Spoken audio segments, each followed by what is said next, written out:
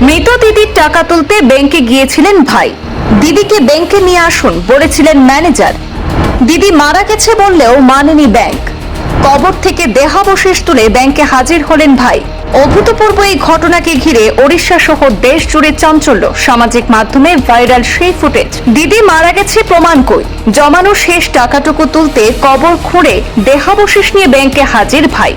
মূলত মৃত দিদির জমানো প্রায় 19,000 টাকা তুলতে গিয়ে ব্যাংকের দোরগোড়ায় বারবার সমস্যার মুখে পড়তে হয়েছিল ভাইকে। বারবার বলা সত্ত্বেও ব্যাংক কর্তৃপক্ষ বিশ্বাস করেনি যে দিদি আর বেঁচে নেই। শেষ পর্যন্ত ক্ষোভ এবং হতাশা থেকে কবর থেকে দেহাবশেষ তুলে ব্যাংকের ভেতরে নিয়ে আসার ঘটনা ঘিরে আলোড়ন তৈরি হয়। আর সেই ঘটনা সোমবার কেওনঝড় জেলার পাটনা ব্লকের মালিপোষি এলাকায়।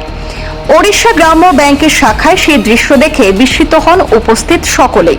পুলিশ সূত্রে জানা গিয়েছে, কেওনঝড়ের দিয়ানালি গ্রামের বাসিন্দা 50 বছর বয়সী জিতু মুন্ডা একজন নিরক্ষর উপজাতি সম্প্রদায়ের মানুষ।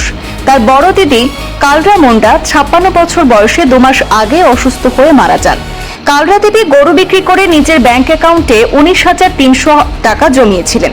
দিদি মৃত্যুর পর সেই অভাবের সংসারে ওই টাকাটুকুই জিতুর কাছে ছিল বড় সহায়। কিন্তু সেই টাকা তুলতে গিয়ে শুরু হয় জটিলতা। এক পর্যায়ে ব্যাংক ম্যানেজার নাকি বলেন, দিদিকে ব্যাংকে নিয়ে আসুন। এরপরেই পরিস্থিতি বিগড়ে যায়। জিতুর অভিযোগ, তিনি কয়েকদিন আগেই ব্যাংকে গিয়ে দিদির টাকা তুলতে চেয়েছিলেন। তখন তাকে মৃত্যু সনদ, নমিনি বা আইনি উত্তরাধিকার সংক্রান্ত নথি জমা দিতে বলা হয়। কিন্তু এই জটিল প্রক্রিয়া জিতু কিছুই বুঝতে পারেননি। তার দাবি, ব্যাংক কর্মীরা স্পষ্ট জানিয়ে দেন অ্যাকাউন্টধারীকে উপস্থিত থাকতেই হবে। জিতু বারবার জানালেও যে তার দিদি বেঁচে নেই, সেই কথা নাকি গুরুত্ব দেওয়া হয়নি ব্যাংকের তরফে।